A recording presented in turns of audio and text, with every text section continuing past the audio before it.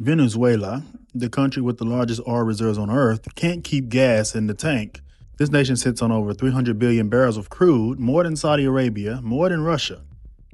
But if you're in Caracas, you might spend half your day in line just to get a few gallons of gasoline. Now, how does that even happen? Let's break down how one of the richest energy nations in history got to the point where it has to import fuel from Iran. First, having oil isn't the same as having gas. Venezuela pumps out thick, heavy crude, basically the molasses of oil, and that stuff doesn't power your car without serious refining. Problem is, Venezuela's refineries are in ruins. Once capable of producing millions of barrels a day, they now sputter, break down, and sit idle. Why? Mismanagement, corruption, brain drain. When the government purges engineers in favor of loyalists, the whole system collapsed.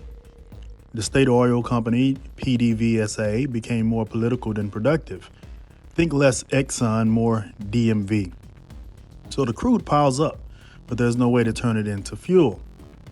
For decades, Venezuela under Chavez and Maduro gutted investment in energy infrastructure. Refineries weren't maintained, no upgrades, no skilled labor left. So naturally, they turned into importing gasoline because even though they have oceans of crude, they literally can't process it into usable fuel at home. Who's stepping in?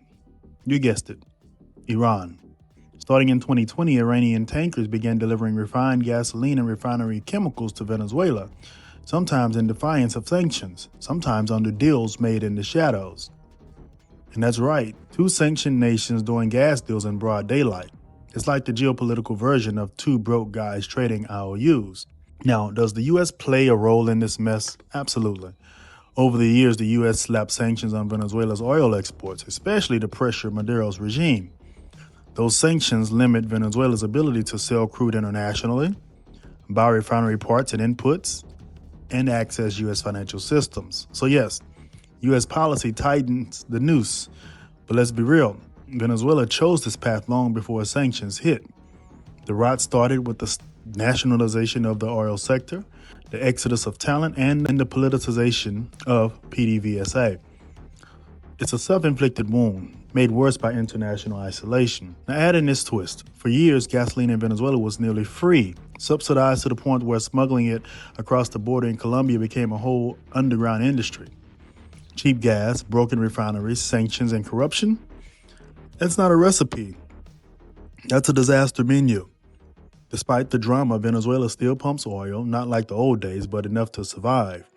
Recently, they've been cutting deals with Chevron, China, and yes, Iran to process and export what little they can move. But every drop is a logistical headache. And the citizens? They're caught in the crossfire, waiting hours for gas in an oil-rich nation. Imagine Texans waiting in line at Buc-ee's for 3 gallons. It's not going to happen. Venezuela's fuel crisis is what happens when ideology trumps engineering and politics poisons productivity.